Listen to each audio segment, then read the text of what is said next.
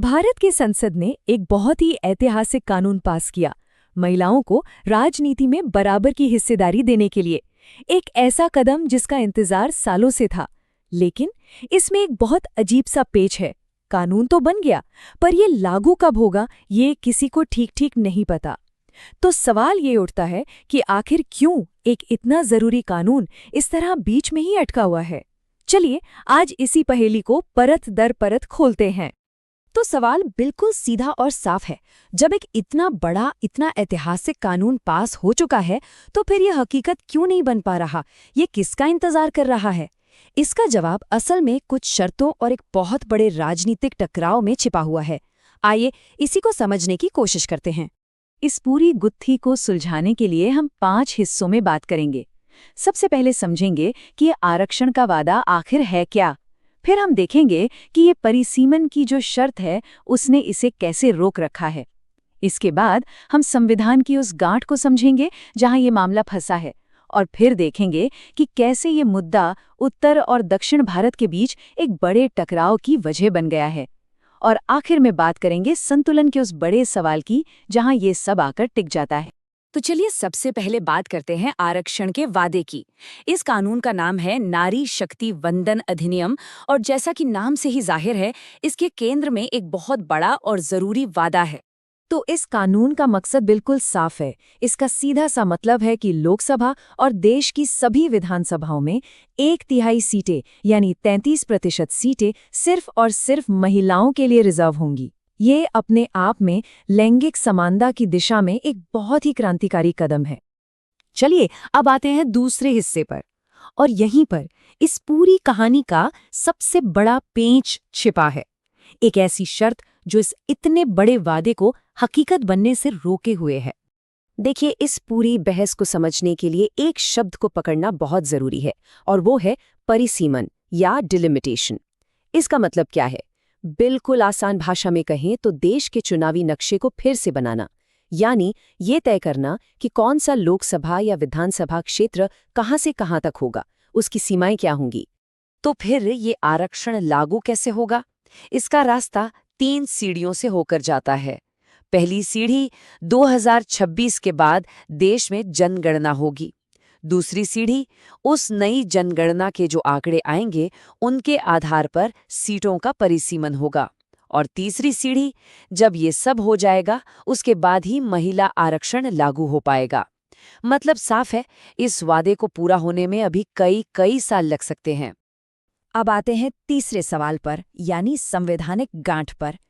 सवाल ये उठता है कि आखिर आरक्षण को इस इतनी लंबी और पेचीदा परिसीमन प्रक्रिया से जोड़ा ही क्यों गया? क्या इसे सीधे लागू नहीं किया जा सकता था? इसका जवाब हमारे संविधान में ही छिपा है। देखिए, यहाँ पर एक थोड़ी तकनीकी बात है, लेकिन है बहुत जरूरी।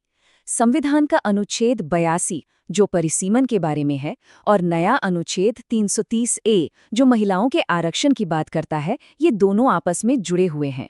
तर्क ये दिया जाता है कि भाई, आप सीटों पर आरक्षण तब तक कैसे दे सकते हैं जब तक आपको यही न पता हो कि कुल सीटें कितनी हैं और उनकी हदें क्या है, और ये काम तो परिसीमन ही करता है। और ऐसा नहीं है कि ये समस्या पहली बार सामने आई है। पहले भी इस कानूनी पेंच को सुलझाने की कोशिश हो चुकी है। एक कोशिश हुई थी कि परिसीमन का इंतजार किए बिना ही आरक्षण लागू कर दिया जाए, लेकिन वो विधेयक पास ही नहीं हो पाया। और ये बाधा कितनी बड़ी थी, इसका अंदाजा आप इस नंबर से लगाइए। उस विधेयक को पास कराने के लिए 2/3 बहुमत की जरूरत थी, यानी कम से कम 352 वोट। लेकिन मिले कितने? सिर्फ 298। ये नंबर दिखाता है कि ये संवैधानिक दीवार कितनी मजबूत है। तो सवाल है, वो पिछली कोशिश आखिर नाकाम क्यों हुई? मोटे तौर पर 3 वजहें थीं। पहली, जैसा हमने देखा, 2/3 बहुमत ही नहीं मिला। दूसरी, कुछ तकनीकी और संवैधानिक चुनौतियां थीं। और तीसरी और सबसे बड़ी वजह थी एक डर। ये डर कि अगर परिसीमन हुआ तो लोकसभा की सीटें बढ़ेंगी, और इससे देश के अलग अलग राज्यों के बीच जो पावर बैलेंस है वो बिगड़ जाएगा। और बस यहीं से ये पूरा मामला सिर्फ कानूनी नहीं रह जाता, बल्कि एक बहुत बड़ा राजनीतिक मुद्दा बन जाता है, खास तौर पर भारत के उत्तरी और दक्षिणी राज्यों के बीच। इस टकराव को समझने के लिए इसे एक तराजू के 2 पलड़ों की तरह देखें। एक पलड़े में है उत्तरी राज्य। उनका तर्क सीधा है, लोकतंत्र का मतलब है एक व्यक्ति एक वोट। तो जहां ज्यादा आबादी है वहां ज्यादा सीटें होनी चाहिए। लेकिन दूसरे पलड़े में हैं दक्षिणी राज्य। उनकी चिंता ये है कि उन्होंने सालों से परिवार नियोजन पर बहुत अच्छा काम किया, अपनी आबादी को नियंत्रित किया। तो क्या अब इसकी सजा उन्हें कम राजनीतिक ताकत के रूप में मिलेगी? जैसा कि हमारे स्रोत भी बताते हैं, दक्षिणी राज्यों का ये डर बहुत वास्तविक और गहरा है। उन्हें सच में ये लगता है कि इस पूरी प्रक्रिया से संसद में उनकी आवाज़ दबा दी जाएगी और देश के बड़े फैसलों में उनका जो दखल है वो कम हो जाएगा। और इस पूरी बहस के बीच एक और बहुत महत्वपूर्ण विचार सामने आता है, सहकारी संघवाद। ये सुनने में भारी शब्द लग सकता है, पर इसका मतलब बहुत सीधा है। इसका मतलब है कि केंद्र और सभी राज्य सरकारें एक टीम की तरह मिलकर काम करें, एक दूसरे से मुकाबला करने की भावना से नहीं। तो अब आप शायद समझ पा रहे होंगे कि असली डर क्या है। डर ये है कि अगर सीटें सिर्फ और सिर्फ जनसंख्या के आधार पर बांट दी गईं, तो ये जो सहकारी संघवाद की भावना है, जो टीम स्पिरिट है, वो कमजोर पड़ जाएगी। इससे केंद्र और राज्यों के बीच का भरोसा टूट सकता है और क्षेत्रीय तनाव बढ़ सकता है। और इसी के साथ हम पहुंचते हैं अपने आखिरी हिस्से पर, संतुलन का सवाल। क्योंकि दिन के आखिर में ये पूरा का पूरा मामला एक बहुत ही बुनियादी चुनौती पर आकर टिक जाता है। ये जो लाइन है, ये इस पूरी बहस का निचोड़ है। एक तरफ है लोकतंत्र का सिद्धांत, एक व्यक्ति एक वोट, और दूसरी तरफ है देश की एकता के लिए क्षेत्रीय संतुलन बनाए रखने की जरूरत।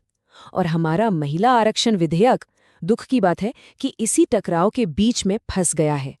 तो आखिर में एक बहुत बड़ा सवाल हमारे सामने खड़ा होता है। कोई भी देश अपने सभी नागरिकों को बराबर प्रतिनिधित्व देने के अधिकार और साथ ही साथ अपनी संघीय एकता को बनाए रखने की जरूरत,